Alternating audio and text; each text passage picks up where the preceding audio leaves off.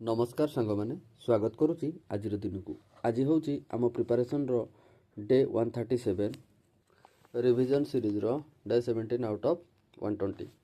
तो सांग मैंने आज आम किसी नुआ स्ट्राटेजी अप्लाई करवा। स्ट्राटेजीटा कौन रहा मुझे लास्ट कहि प्रथम टार्गेटा कहीदे।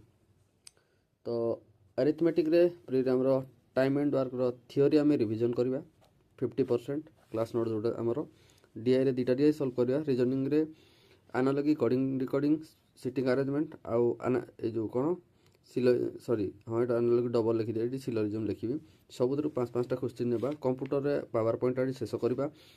देन आमर करेंट अफेयर रे 16-17 जीव। आड़शार पार्ट जदि देखिए आम मॉडर्न हिस्ट्री कंप्लीट रिविजन हम। आउ जोग्राफी आम reverse of Odisha art and culture tribes of Odisha आज यहाँ कंप्लीट रिविजन हम। आउ जदि मेन्स आम देखिए पॉलिटी रे पार्ट 4 डीपीएसपी आर्टिकल 36 रु 51 आज पढ़ीदेवा जी पॉसिबल हम। 36 रु 45 भी मे भी हो पारे काली आउट करवा। ओडिया ग्रामर आज शब्द विभाग पढ़ीदेवा। देन भोका पार्ट जमीक आम विपरीत शब्द समान अर्थ शब्द एगुड़ाक आज आम यहाँ निज निज सेल्फ जी जी करपारा से निज उपर डिपेंड करुच्ची तेणु मुझे खाली लिखी। कैलकुलेशन से एडिशन सब्ट्रैक्शन मल्टीप्लिकेशन मुझे 10-10टा नहीं आपंक रहा।